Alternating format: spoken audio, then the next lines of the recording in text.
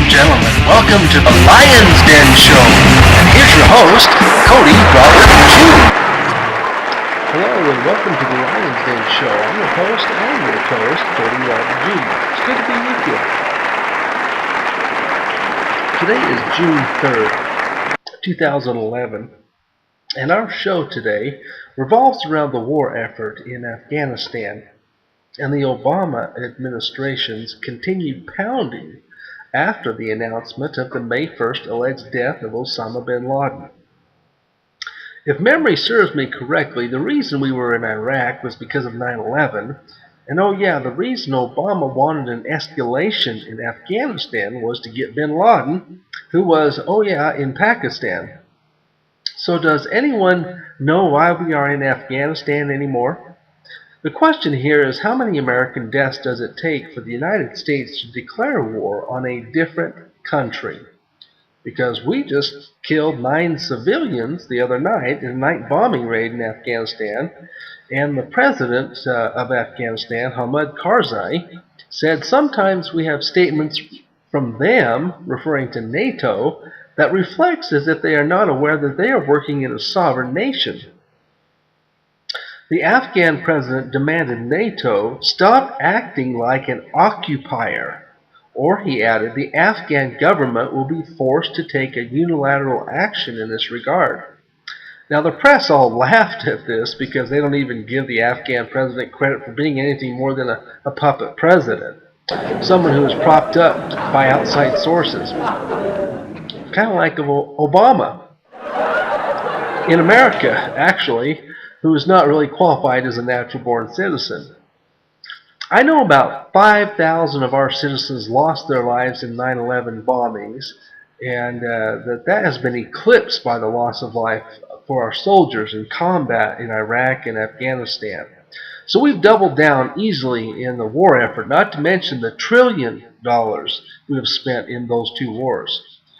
I want to share some statistics with you because there is nothing like bringing something foreign home and domesticating it for your understanding to see that Obama is certainly stripping the United States of our treasury. Understanding this is the key, I believe, to your understanding the domestic enemy that the fraud in the White House is, and how the executive powers of our presidency can be used to absolutely destroy the United States. Now last year the U.S. spent $1.3 billion rebuilding the Helmand province in Afghanistan, whose population is about 80,000. That's more money than we give annually to Egypt. 80 million people there in Egypt. Did you hear me say that? Annually? Well, I can think of one way to save the U.S. taxpayers $2.6 billion really quick. Got the aid to Afghanistan and Egypt. Obama is clearly into nation building. And you have to wonder at a time of deep deficits here at home, what an insane foreign policy this really is. Blow countries up, rebuild it, and hand them back over. Why don't we just hire bulldozers to bulldoze houses here in the U.S. to fix the housing problem? And then we would at least have new houses and a booming construction enterprise here in the United States. I mean, how do you people really feel in Joplin, Missouri about our putting $1.3 billion into the Helmand province of Afghanistan? How do people in the 9, 10, and 11% unemployed sector of America feel about it costing $1 million to keep one soldier in Afghanistan per year? Do you know it's costing the U.S. taxpayer $5.6 billion every month in Afghanistan? Now these crazy politicians in Washington, D.C. want to build a police force in Afghanistan to the tune of the single largest item in the fiscal year 2012 defense budget, which is $13 billion to train and equip the Afghan military, most of whom are illiterate. We've already spent $28 billion to train Afghan security forces with the hope of eventually transitioning control to them, according to Defense Department figures. Okay, that's about $41 billion to enforce the police department of Afghanistan. Afghanistan's about 10,000 square miles smaller than our own state of Texas, just to give you an idea. That brings it home for you, doesn't it? You know, between Iraq and Afghanistan, we have spent $1 trillion. The total state budget of Texas is about $81 billion. Now, just ask yourself what the Texas police force would look like if roughly half the state budget, $40 billion, was used on their police force over a 2-year period of time. Now, there are a few things about Texas and Afghanistan that are different. For instance, the total population of Texas and the total population of Afghanistan. Afghanistan about 30 million, Texas much larger. In other words, the budget of $40 billion just to prop up the police department in Afghanistan, a little bit smaller than Texas in square miles, could be spread among the Afghanistan people, and we could quite literally make each person in Afghanistan rich by Afghan standards. The police department in Afghanistan is certainly receiving luxurious standards, while police departments all around America are receiving cuts. Just a little tiny idea of how Obama's mind works. Certainly evidence of our treasury being looted. Oh wait, there's nothing in the treasury. That's actually debt. So while car companies across America are offering zero interest, we are paying interest on Afghan's police departments $40 billion, so it's costing us much more than that. Each of the Twin Towers that were blown away in New York only cost $1 billion each to build. So we could say Afghanistan's police department is receiving 40 new Twin Towers, like the ones that were blown down in New York. This is one precious gift for the people in Afghanistan, don't you think? 40 new Twin Towers in the pile of rocks known as Afghanistan. And your politicians thinking this is so beautiful, and they are so smart. Gosh, Obama's smart, isn't he? We have 2 Twin Towers taken down. Afghanistan has 40 Twin Towers put up. Does that make sense to you, America? What is the definition to you of domestic enemies?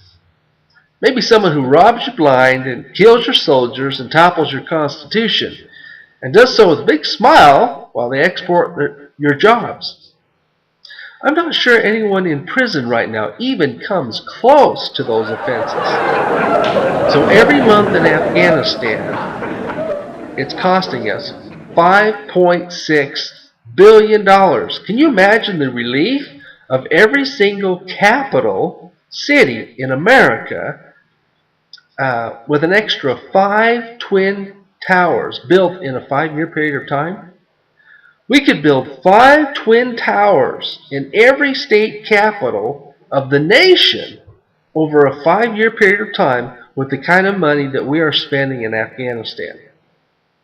Does anyone remember the gal that was interviewed a few years ago, just before Obama got in, she was just Sean Hannity and Rush Limbaugh had a great time with this gal.